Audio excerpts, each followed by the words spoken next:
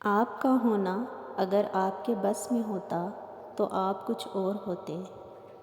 چھوٹے درجے کے لوگ بحث کرتے ہیں اور بڑے درجے کے لوگ ادب کرتے ہیں۔ جس نے بن مانگے عطا کیا وہ مانگنے پر کیوں مایوس کرے گا؟ غم کسی طرح کا بھی ہو، ہر انسان کے آنسو ایک جیسے ہوتے ہیں۔ عروج اس وقت کو کہتے ہیں جس کے بعد زوال شروع ہوتا ہے۔ لامحدود آرزوئیں محدود زندگی کو عذاب بنا دیتی ہیں۔ اگر مخلوق خالق سے تعلق میں رہے تو سلامت، ورنہ پھر قیامت ہی قیامت ہے۔ درود پاک پڑھتے ہوئے اگر آنکھ نم ہو جائے تو سمجھو حاضری ہو گئی۔ ہمارے پیشے، ہمارے مرتبے، ہمارے مال، ہمارے اثاثے، ہماری فطرت نہیں بدل سکتے۔ کمینہ کمینہ ہی ہوگا خواہ کہیں بھی فائز ہو، سخی سخی ہوگا خواہ وہ غریب ہو۔ عبادت انسان کو فرشتہ تو بنا سکتی ہے لیکن انسان نہیں بنا سکتی، انسان درد سے بنتا ہے۔ خالق کا گلہ مخلوق کے سامنے نہ کرو اور مخلوق کا شکوہ خالق کے سامنے نہ کرو، سکون مل جائے گا۔ خوشی دینے سے ملتی ہے اور محبت بھی دینے سے ملتی ہے، یہ مانگنے سے نہیں ملتی۔ اگر تم راستے جاننے والے ہو تو جو گمراہ ہے وہ تمہاری ذمہ داری بن چکا ہے۔ انسان سے وہی محبت کر سکتا ہے جس پر خدا مہربان ہو۔ روح کی غذا اللہ کی یاد اور اللہ کا ذکر ہے۔ ابلیس کا معبود تو تھا، محبوب کوئی نہ تھا، لعین ہونے کے لیے اتنا ہی کافی ہے۔ اینٹ کا اینٹ سے ربط ختم ہو جائے تو دیواریں اپنے ہی بوجھ سے گرنا شروع ہو جاتی ہیں۔ برباد ہونے کے لیے کون سا فکرہ کافی ہے؟ میں اس سے بہتر ہوں اور یہ مجھ سے کمتر ہے۔ خاموش ہو جانا لیکن بے ادبی نہ کرنا۔ مومن وہ نہیں جسے بھائی مدد کے لیے پکارے اور وہ اسے قرآن سنانا شروع کر دے۔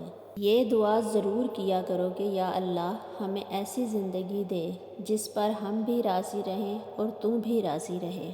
ڈپریشن آ جائے تو عبادت کرو، پھر بھی ڈپریشن آ جائے تو خیرات کرو، پھر بھی ڈپریشن آ جائے تو محبت کرو۔ اگر زیادہ ڈپریشن آ جائے تو معصوم بچوں کو ساتھ رکھنا شروع کر دو۔ وہ اللہ ہو کر آپ کی مرضی پر کیوں چلے جبکہ آپ اس کے بندے ہو کر اس کی مرضی پر نہیں چلتے؟ محبت کوشش یا محنت سے حاصل نہیں ہوتی، یہ عطا ہے، یہ نصیب ہے، بلکہ بڑے ہی نصیب کی بات ہے۔ غلط ارادے کی کامیابی گناہ ہے اور صحیح ارادے کی ناکامی بھی ثواب ہے۔ اپنے ارادے کی اصلاح کرو۔ جتنا اختیار آپ اپنی زندگی میں اللہ کو دیں گے اتنا اختیار اللہ کی کائنات میں آپ کو مل جائے گا۔ خیال بن کر زندہ انسانوں کے ذہن میں رہ جانا بھی زندہ رہنے کا ایک طریقہ ہے۔ آپ لوگوں کو صرف ایک ہی ذات پر اعتماد کرنے کی تلقین کرو اور وہ ذات ہے نبی کریم صلی اللہ علیہ وآلہ وسلم کی۔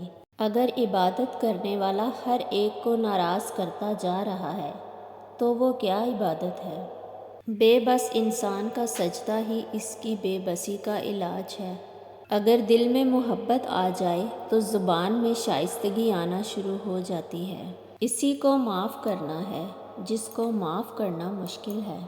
بڑی سے بڑی اور آسان فقیری یہی ہے کہ ہمیں اللہ کا ہر فیصلہ منظور ہے۔ مشکل وقت کوشش سے نہیں نکلتا، یقین سے نکلتا ہے۔